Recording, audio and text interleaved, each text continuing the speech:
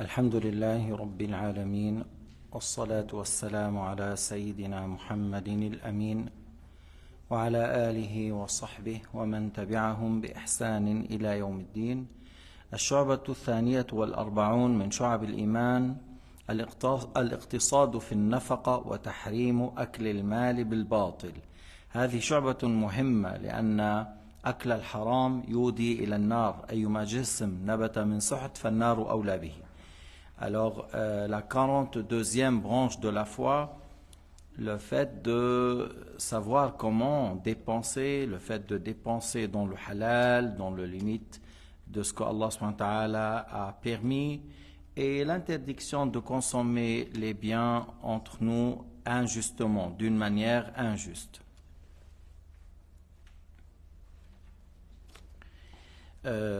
قال الله تعالى في القرآن الكريم: بسم الله الرحمن الرحيم ولا تجعل يدك مغلولة إلى عنقك ولا تبسطها كل البسط فتقعد ملوما محسورا. Allah subhanahu wa ta'ala a dit dans le Coran al-Karim, l'aya qui signifie ne serre pas la main jusqu'au cou, c'est-à-dire ne sois prêt avare d'une manière que tu ne donnes pas la nafaqa obligatoire, tu ne payes pas la zakat, tu ne donnes pas l'argent lorsque c'est nécessaire à donner, et ne sois pas parmi ceux qui tendent la main complètement et tu dépenses dans le haram ou dans les choses déconseillées, et par la suite tu te reproches, tu regrettes, tu dis voilà, j'ai tout dépensé, et tu as dépensé pas dans le bien, dans le haram, alors tu vas regretter. وقال تعالى: وآتي ذا القربى حقه والمسكين وابن السبيل ولا تبذر تبذيرا إن المبذرين كانوا إخوان الشياطين وكان الشيطان لربه كفورا.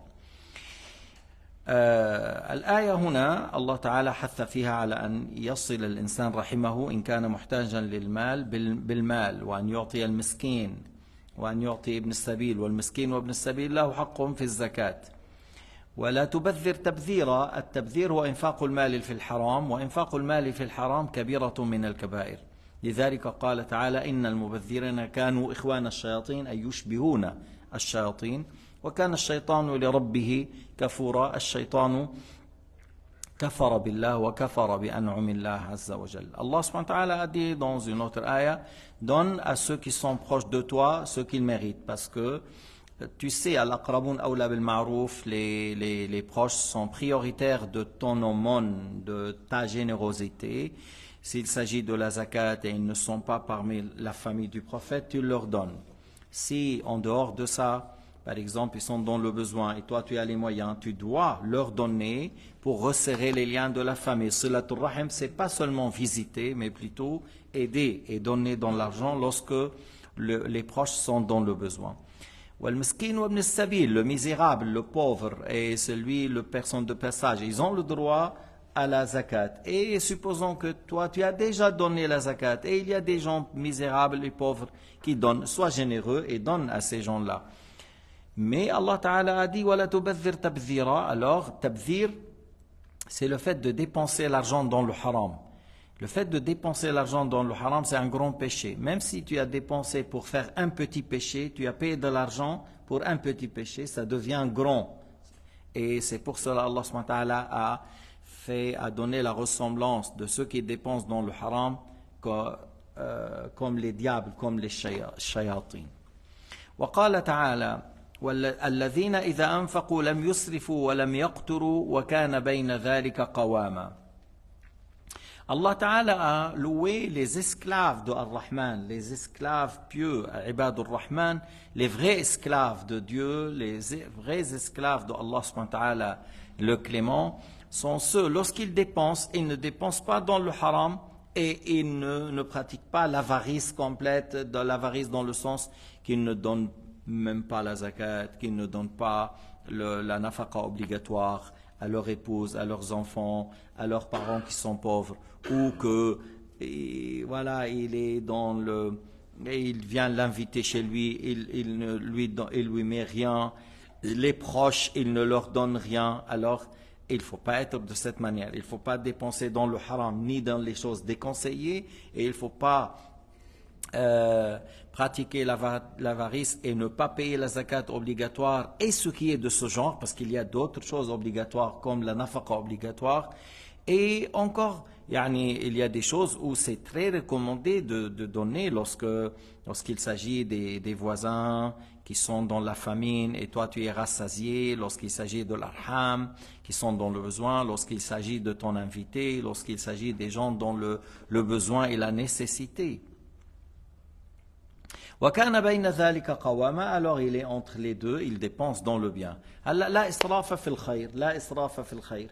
Si quelqu'un un jour il donne tous ses biens dans les voies de bien, tout son argent, comme Abu Bakr as-Siddiq un jour il a donné tout dans la main du prophète alayhi salatu wassalam. C'est pas quelque chose à louer.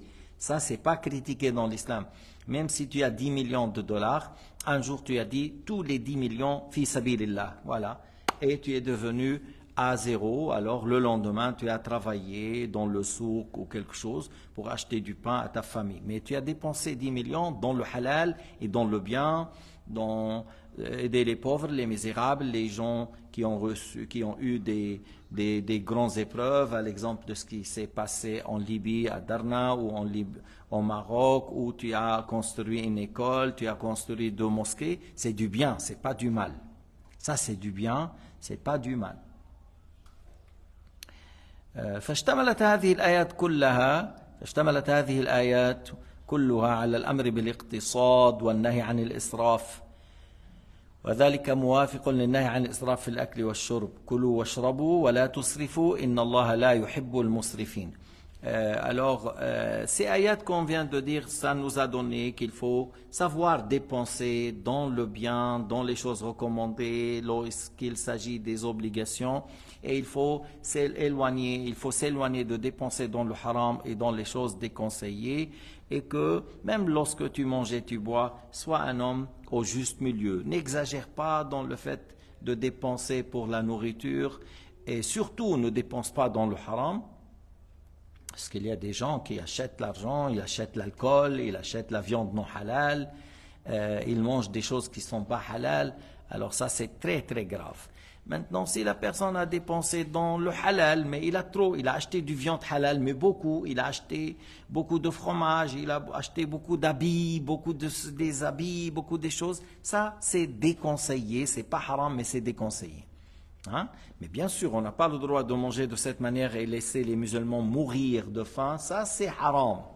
Si tu manges de cette manière, il y a des gens qui te disent 1 franc, 2 francs pour du pain seulement, et si on leur donne, ils risquent la mort. Alors là, c'est pas halal ce qu'on fait, il faut qu'on donne à ces gens. Il faut qu'on donne à ces gens-là pour ne pas les laisser crever, les laisser mourir. إذن الإنفاق في الحرام لا يجوز. الإنفاق كثرة التنعم في الطعام والمشرب والملبس ونحو ذلك هذا مكروه. إياكم والتنعم فإن عباد الله ليسوا بالمتنعمين.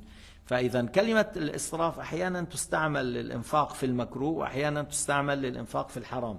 Des fois on utilise le mot أسرف. Ici, إن الله لا يحب المسرفين, c'est-à-dire Allah Ta'ala n'agrée pas qu'on dépense dans le haram. Des fois on utilise le mot israf dans ce qui est déconseillé et des fois on l'utilise dans ce qui est haram. Mais lorsqu'on dit tabzir, alors là c'est dans le haram. Mais voilà, on a dit dépenser dans le makruh, dans le luxe, voilà, c'est déconseillé, mais dépenser l'argent dans le haram, c'est un grand péché. C'est un grand péché. بعدين تعرف أنت أنه هذا البعدة بيت الداء والحمية رأس الدواء. L'estomac, c'est là où il y a la plupart des maladies viennent, et le fait de prendre soin de ce que tu manges modérément, justement, quelques bouchées, ça t'éloigne de beaucoup de maladies. يبعدك عن كثير من الأمراض.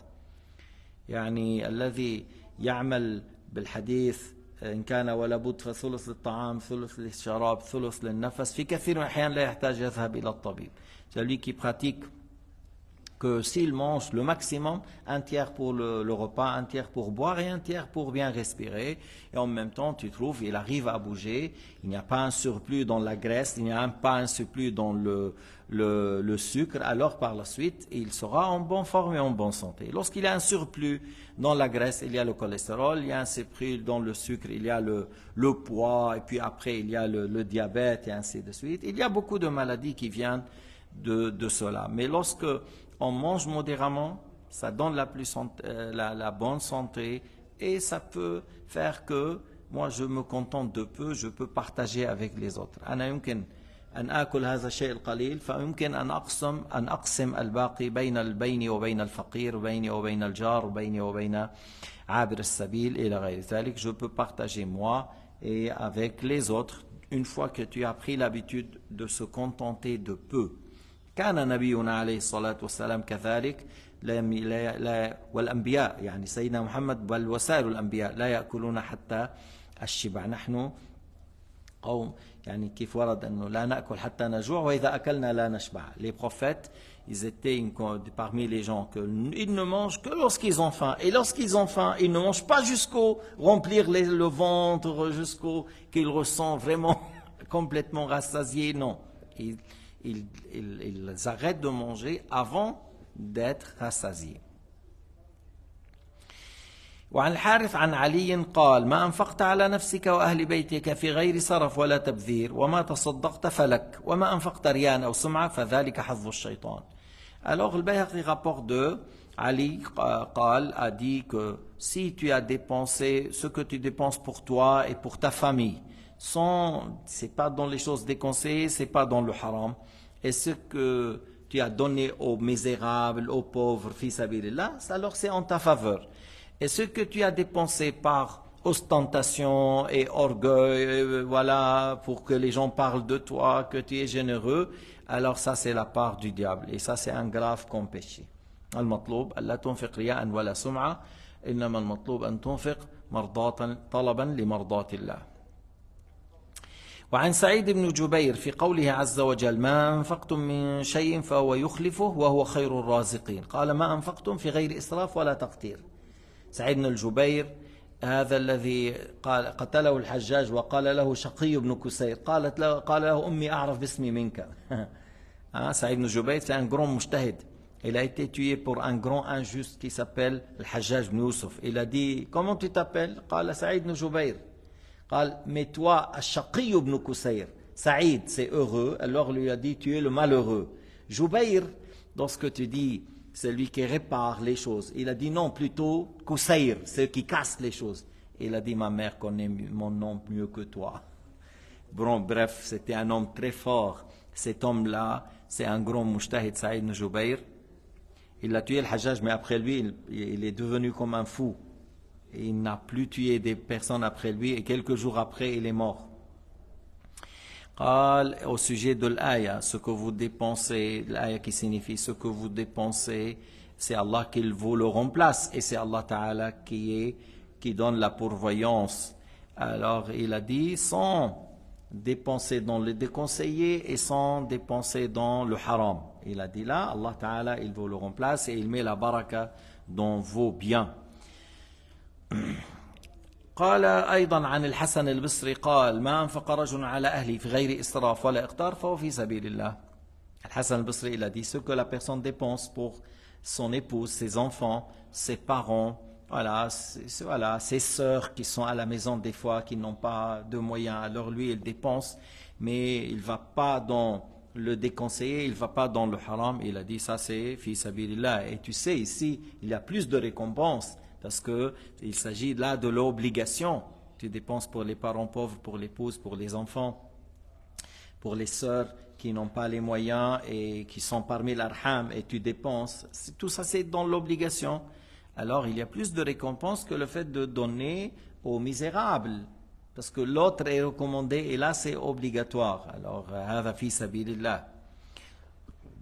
وقوله عن الحسن أيضا قوله ولا تجعل يدك مغلولة إلى عنقك ولا تبسطها كل البسط قال نهى عن الصرف وعن البخل. Hassan al-Basri il a dit ne fais pas que la main serrée vers le cou, c'est-à-dire que tu sois avare et tu dépenses même pas dans l'obligation. Et il a dit, ne l'attende pas complètement, c'est-à-dire que tu dépenses dans le haram. Et il a dit, Allah Ta'ala nous a interdit de dépenser dans le haram et il nous a conseillé de ne pas dépenser dans le makrouh et en même temps ne pas être avare, mais il faut être dans le bien, dépense ce que tu veux. Dans le bien, dépense.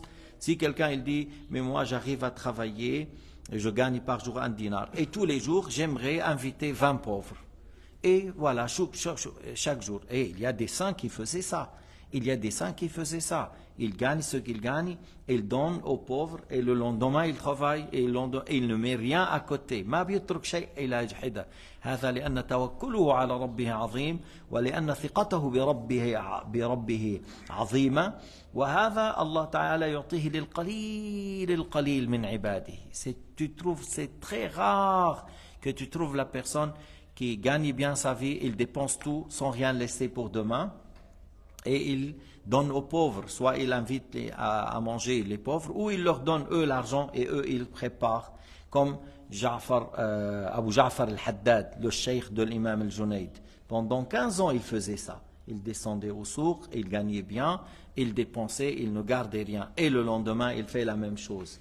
Alors le fait que tu descends au marché et tu cherches le halal et tu dépenses, vous savez là, cet homme-là c'est un héros. C'est un héros. Tu vois, les moyens, ils sont dans sa main, mais il n'a pas pris pour son ventre, mais plutôt, في سبيل الله. بعض الناس بيشتغل لينفق في الخير، بيشتغل ليبني مسجد، بيشتغل ليطعم الفقراء، بيشتغل لينفق على العلماء، بيشتغل ليطعم الأرامل والمساكين. هنيئا لهذا الإنسان ما أعظمه. هنيئا لهذا الإنسان ما أعظمه ما أعظم شأنه. Celui qui travaille pour donner aux orphelins, ou donner aux pauvres, pour construire une mosquée, pour imprimer un livre comme As-Sirat al-Mustaqim, le livre de l'Aqidah qu'on a ici, qui est dedans, il y a la croyance des gens qui ramènent au paradis, la croyance qui ramène au paradis, qui met en garde contre les égarés, que ce soit le Mujassima, le Mushabbiha et les autres. Alors tu imprimes et tu achètes des livres et tu dépenses fi sabilillah. Ça c'est quelque chose de très très grand. Alhamdulillahi Rabbil Alamin. Wa sallallahu ala Sayyidina Muhammad wa ala alihi.